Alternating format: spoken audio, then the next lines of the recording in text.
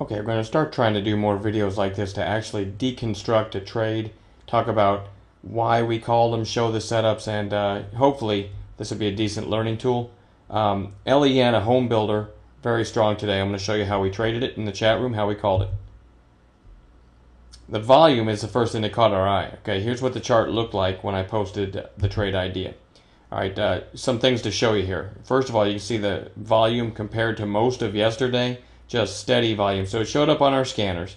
Okay, this is the area about when Merkel came out and said something and shocked the market for a little bit. But you notice it held the 20. These are 5-minute candles. Held the 20 period moving average nicely, even on that sell-off. So this was a strong stock. Bounced up, came back down, really held the area again, and then puts in kind of a base. So over this blue line, this is exactly what it looked like when I projected it to the room. 27.55 is my idea, which is over this base. Worst case stop 27.40, so 15 cents a share risk. All right, we always sell in parts because we want to put money in our pocket to pay for the trade and make sure we have a can't lose trade as quickly as possible. So here's what we did. All right, you can see it triggered right here. Okay, there's that base break triggered on this candle.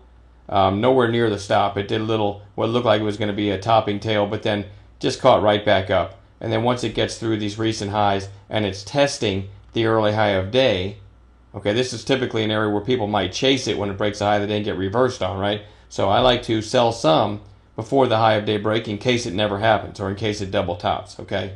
So 27.55 entry right about here. Already selling some at 71, 27.71. What is that, 15, 16 cents?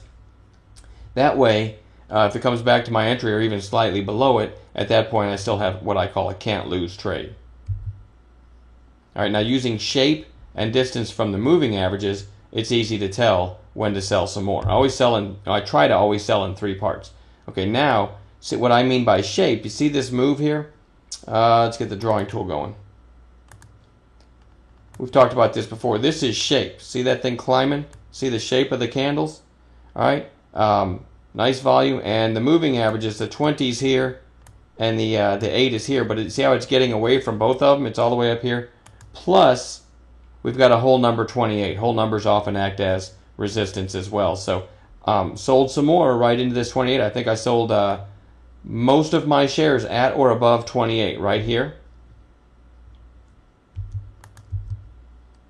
And then, for the last little bit, I usually keep a third to help me to see if it's going to keep running. That way I still have a third. If not, my stop's going to be in the green at this point. Okay, I use a moving average to determine when to sell the rest, and that keeps it completely mechanical on the last sell.